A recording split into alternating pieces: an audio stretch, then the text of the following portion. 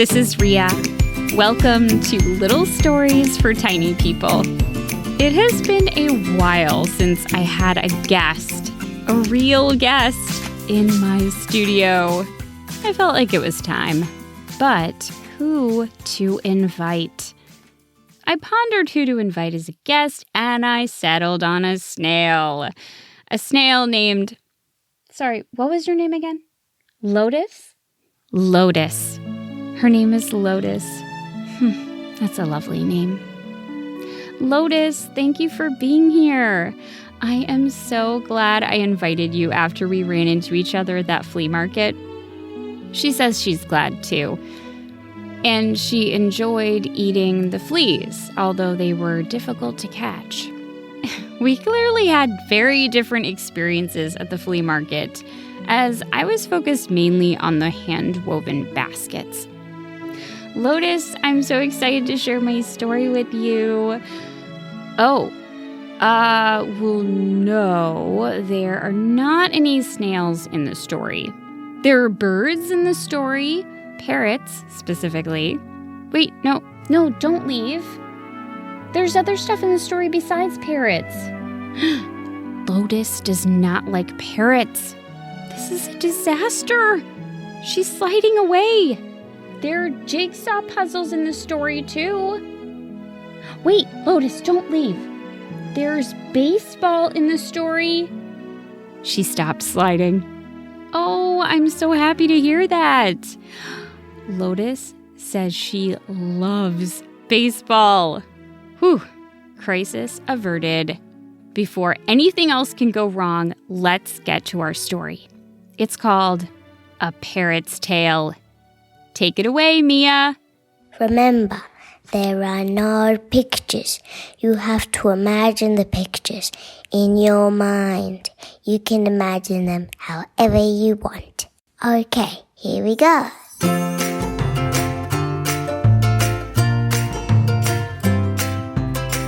The person who lives with Parrot is pleasant, and Parrot likes her.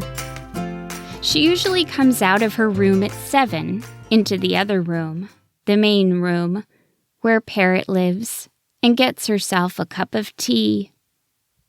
If she's not out by 7, Parrot helpfully reminds her to get up. It's very effective. They always exchange hellos when she enters the room. Good morning, sweets. To this, Parrot always gives a whistle. Then it's time for an adventure. The person opens the cage door, and Parrot flies out of it, free to roam about the apartment. There are bookshelves to perch on, curtains to hide behind, chairs to nibble on, normal stuff. By 8, the person is doing something mysterious with the laptop she opens on the couch. She sits there for hours at a time, just staring and clicking. Meantime, Parrot's day is much more active. She does a bit of dancing, of course. She often waits until the person seems very focused on whatever's happening in the laptop.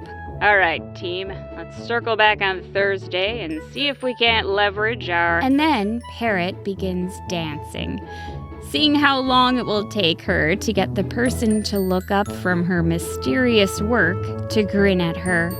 Sweets, I'm in a meeting, the person will say, without looking up. That's Parrot's cue to kick it up a notch. Parrot adds in some shimmies, some loud wing flaps, getting more and more creative until... Nice move, Sweets, the person says, looking up from her meeting. Okay, people, find out what their ask is. Parrot is pleased. None of that meeting stuff seems important anyway. By mid-morning, it's time for Parrot's bath. She helpfully reminds the person of this until the person dutifully gets up and fills the little bath inside her cage. So refreshing. And then, after all of that wondrous morning activity, the frenzied dancing, the relaxing cool of the bath, it's nap time. Parrot settles in on her perch, tucks one foot inside her feathers and goes to sleep. She wakes up just in time for her show. You see, Parrot lives in a 2-room apartment with the person in a bustling neighborhood on the outskirts of a city, just next to a baseball diamond.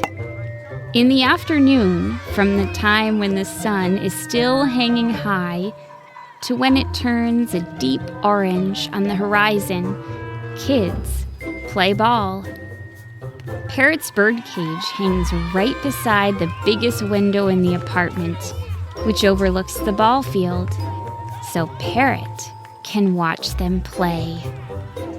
They play in the summer, spring, and fall, giving Parrot a show to watch nearly every afternoon. When someone gets on base, Parrot chirps encouragingly. When someone slides into home, she cheers. And occasionally, when someone hits a home run, she dances, of course. Parrot likes to imagine the players know she's watching and rooting for them. Parrot likes to imagine a lot of things. She has a great deal of time to imagine. Her life is quiet, and there's only one person in it, really. No one else. In the evenings, the person works on jigsaw puzzles, big ones with tiny pieces. There's always one spread across the table, the pieces grouped by color and shade, as the person makes her way slowly, fitting them together. At the end of the night, they say their goodbyes. "Good night, sweets." "Good night," Parrot says. That's Parrot's word. The one word she says, even though she knows many more in her mind. The person lifts her teacup from the table. Sometimes a thin ring is left behind. The lights go off. Sleep comes. This is how Parrot's life has gone and continues to go day after day. It's nice to be able to predict how things will go, isn't it? But one day, something different happens. On the day of the different thing, Parrot is watching her show out the window. One team is on fire today, hitting the sweet spot of the ball over and over. Parrot has seen this team play at plenty of times, and usually they aren't interesting at all. But today, there's a magic to their movements.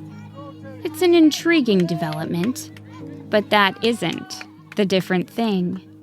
The different thing is there's a new person in the apartment. Parrot's clue was the second cup of tea.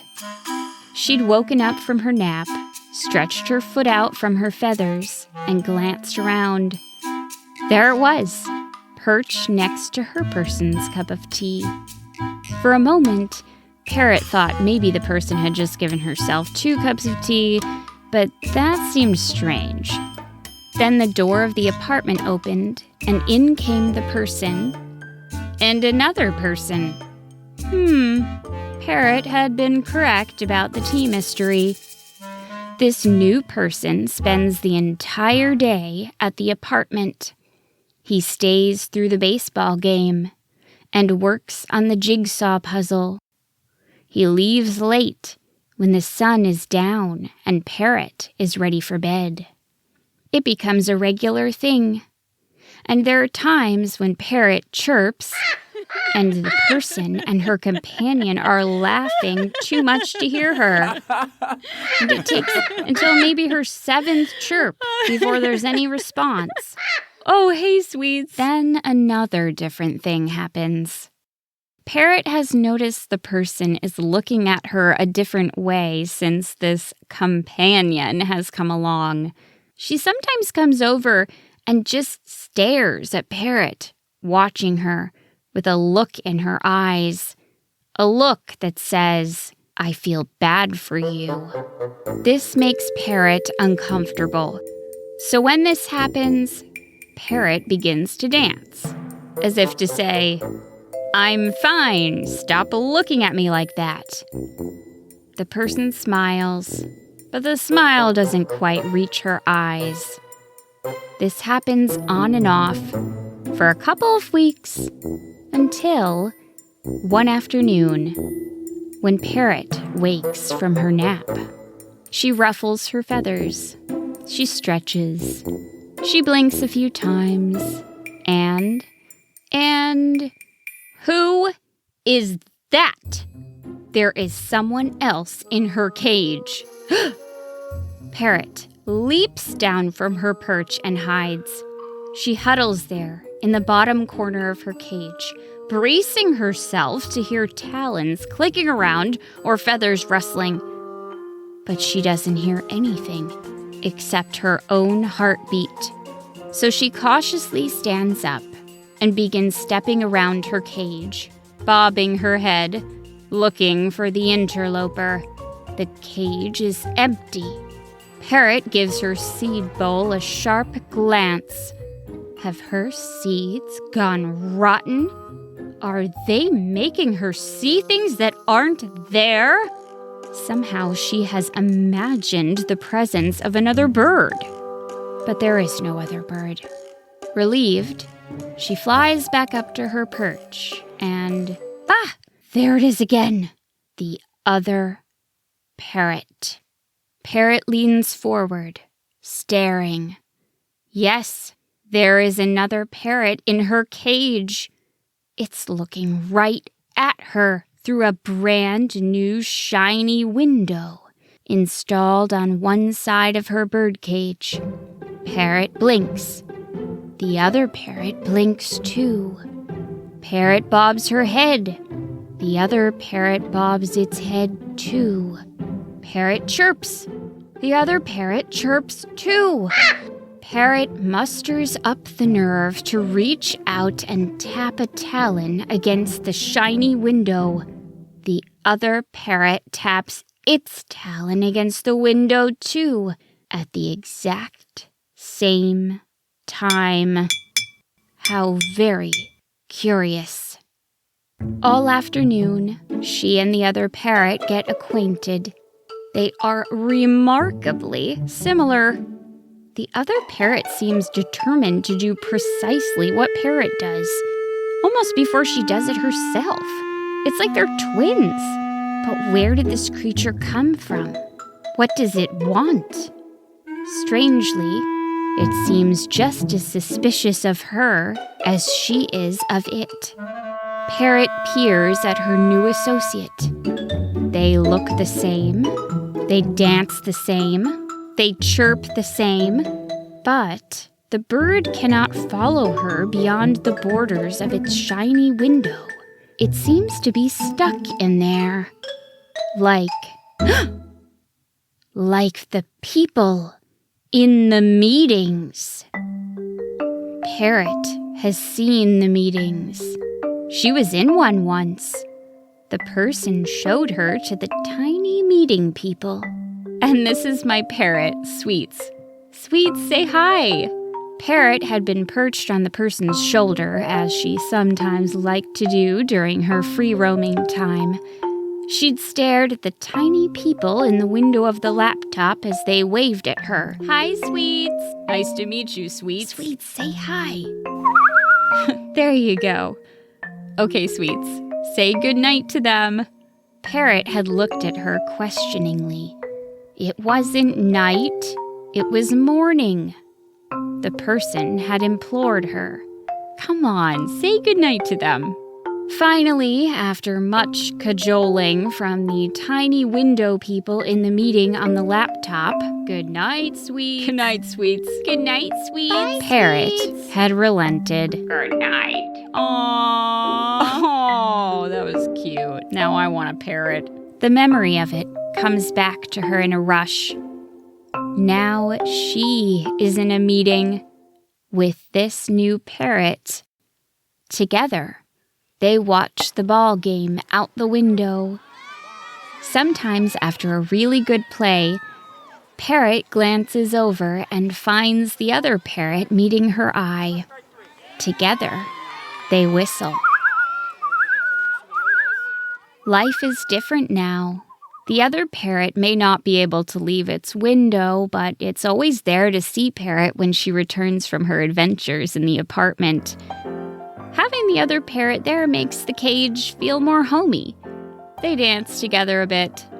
The other parrot has an amazing knack for memorizing Parrot's choreography. I mean, it's almost hard to believe how in step they are with one another. And now the ball games are even more fun. It's nice to feel like they have their own little cheering section way up above the field. Simply put, it's nice to have a friend. And the timing couldn't be better, since the person has been spending more time away from the apartment. There's a jigsaw puzzle spread out on the table that's been left, forgotten, for weeks. If Parrot was alone, she might miss the person. But Parrot's not alone. Not anymore. Now she's in an endless meeting with the other parrot. On a cool day in late fall, Parrot and other parrot are watching the ball game. Everyone's getting a piece of the ball today, and it's glorious to watch fly ball after fly ball soar into the air. A few are caught with that satisfying smack into a leather glove. One is missed in the outfield, leading to an exciting slide into home base. The person is out, as is usual these days. But it's fine. The other parrot is watching the game intently. The weather is beautiful, and the person has left the window propped open, with just the thin screen between Parrot and the excitement down below. A cool fall breeze drifts into the apartment. The apartment is located behind the outfield, so Parrot has a good view of every play, of every hit. She and other parrot watch as a new kid steps up to the plate. He's small, with reddish dust already coating his uniform, especially the knees. Parrot yawns. Her eyes close lightly just as the bat makes contact with the ball. It's such a particular kind of smack, one she knows well. Parrot opens her eyes to see the ball sailing higher and higher into the air. This tiny child has sent the ball further than anyone she's seen do in a very long time, and the ball is still going. It's certain to be a home run. Parrot is elated.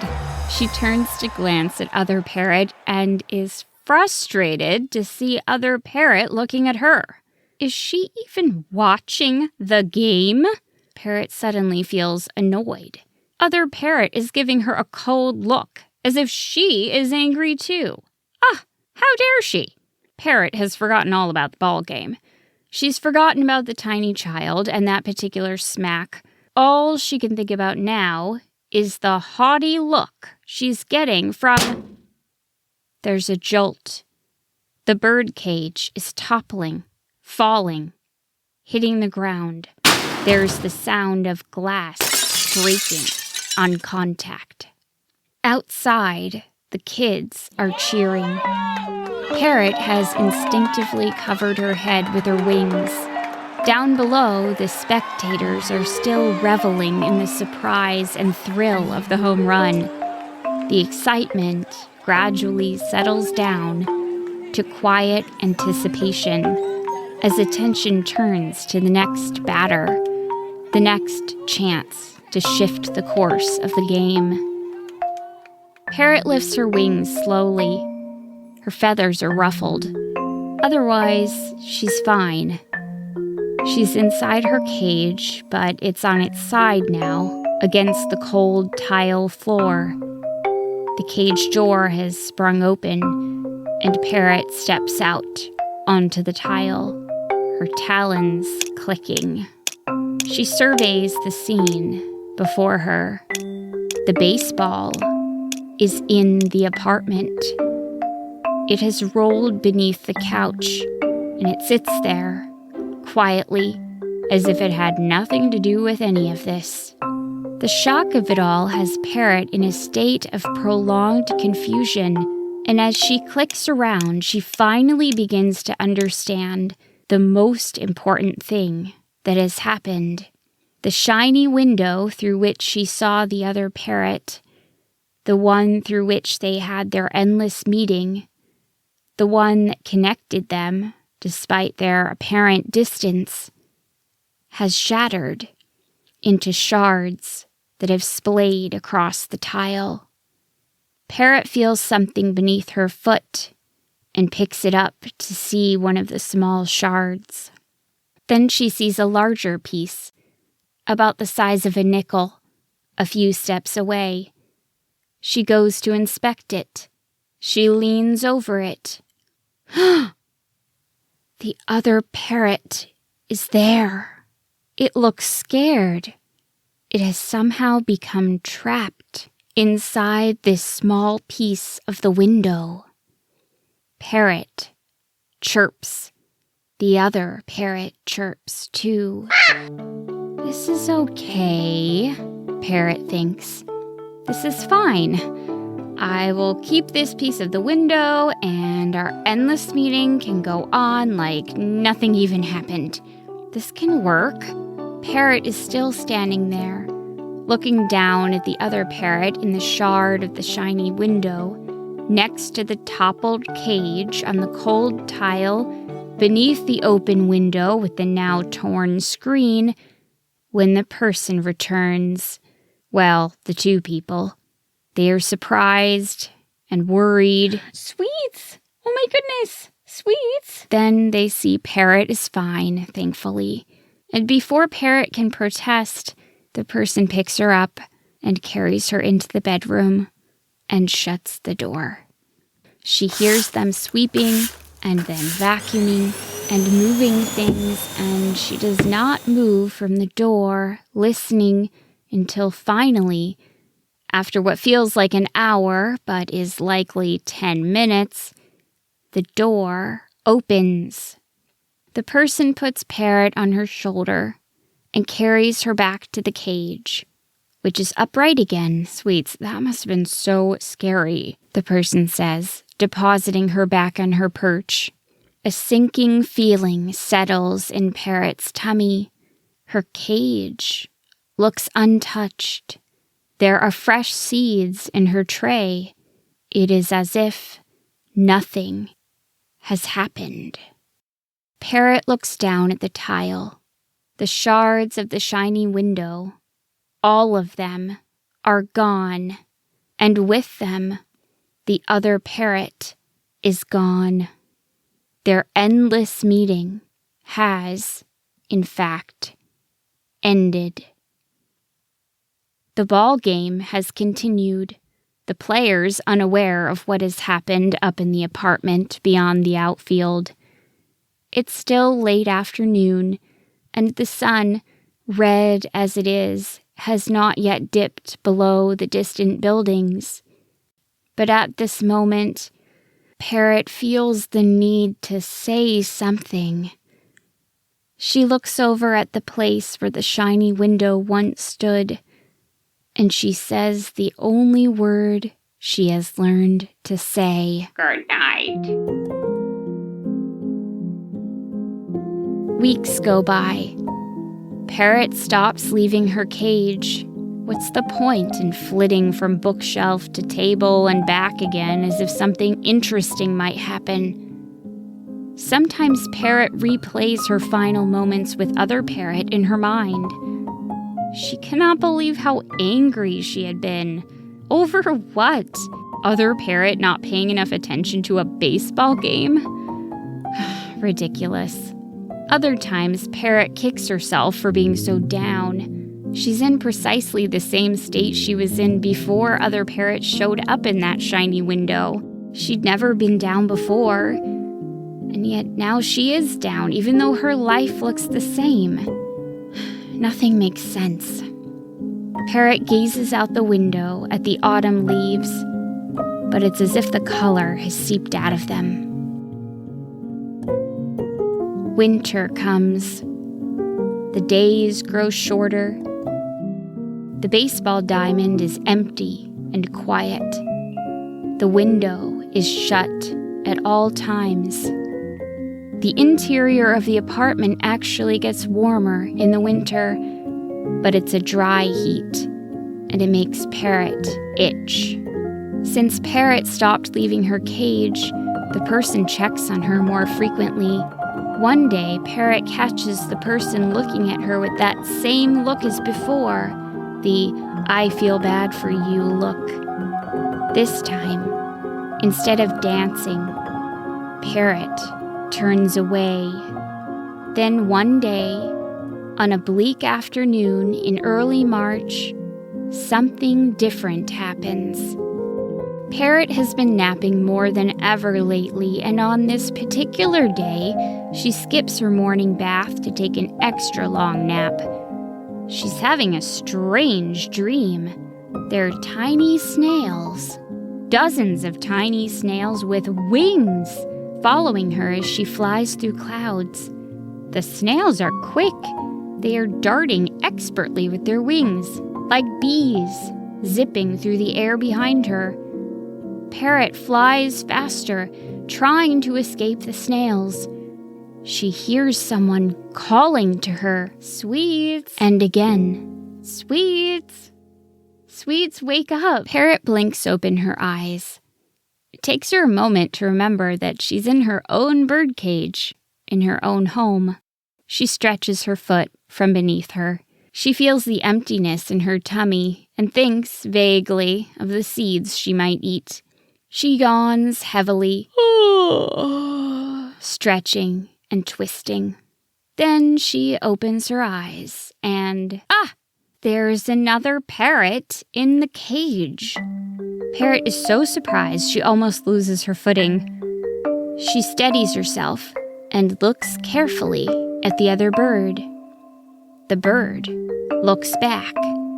They are remarkably similar. They have the same coloring. They have similar chirps. But this time, something's different. This time, there is no shiny window. They are not in a meeting. They are together in real life.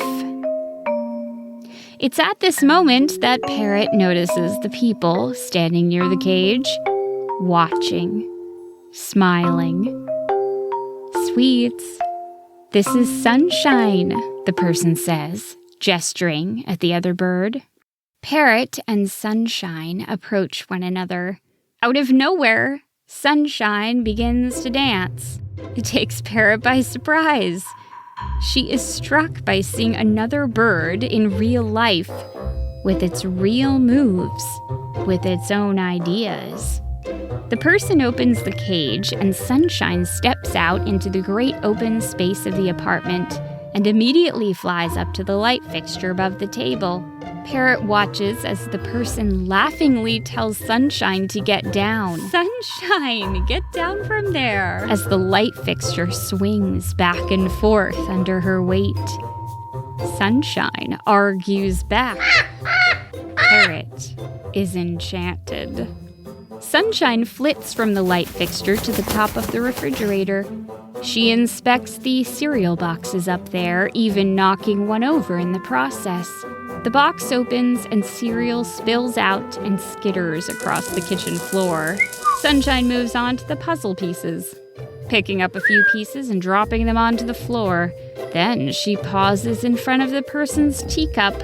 When the person isn't looking, Sunshine takes a sip of the tea. Sunshine continues her explorations, and Parrot watches intently, seeing the apartment with new eyes, delighting in Sunshine's unpredictable nature. To get a better look at what Sunshine is up to, Parrot takes a few careful steps out of the birdcage. It's her first time out in a long time. A familiar sound comes from the outside world, a sound Parrot hasn't heard in months. Parrot flies back to her cage to get a better look out the window. She whistles to Sunshine, who joins her. Down below, on the ball field, Kids are practicing their swings, their hits, their catches. Sunshine surprises Parrot again by reaching out her foot and tapping her talons repeatedly against the closed window until the person comes over and opens it. All right, is that better? Parrot and Sunshine both feel the crisp air drift over their feathers. The sun peeks out from behind a cloud. Down below, teams are picked. A scrimmage is arranged. Play begins. Sunshine is beside herself. Parrot delights in watching Sunshine acquaint herself with the game. While Parrot chirps after every good play, Sunshine makes a different sound each time, especially when there's a fly ball. Parrot smiles to herself, imagining how amazed Sunshine will be when the real season begins, and the players wear their matching uniforms, and there's a cheering section, bigger than just the two of them. At the end of the night, the person comes over. "Good night, sweets." "Good night, Sunshine." Good night, says Parrot. Sunshine looks like she wants to say good night too, but she doesn't know how. She whistles instead. The lights in the apartment go out. It's okay, Parrot thinks. We've got plenty of time to practice.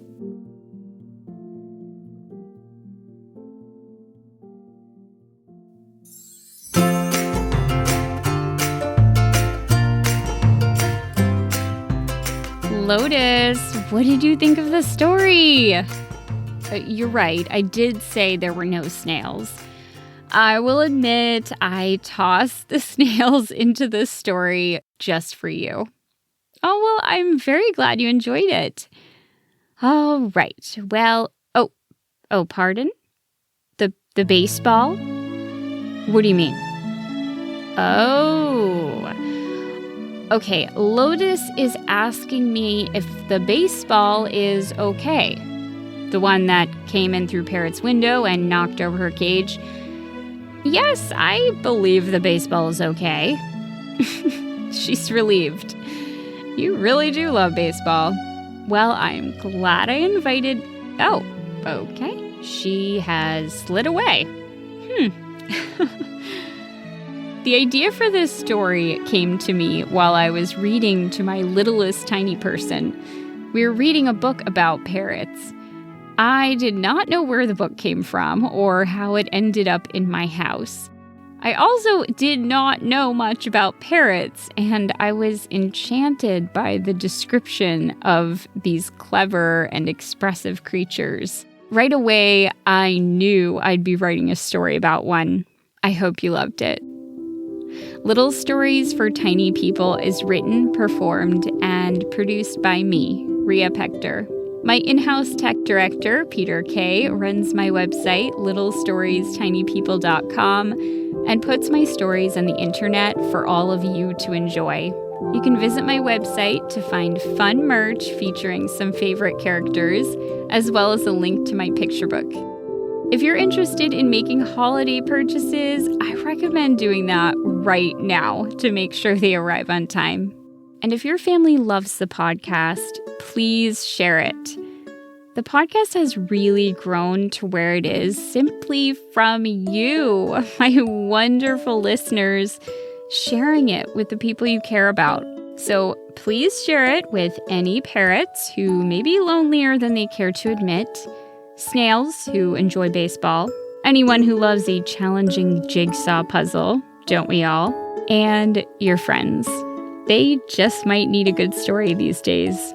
Thank you to Mia for the super important reminder message at the beginning. And thank you to Pippa, Yael, and Liam for the wonderful sound effects used in this story. And thank you, as always, for listening in.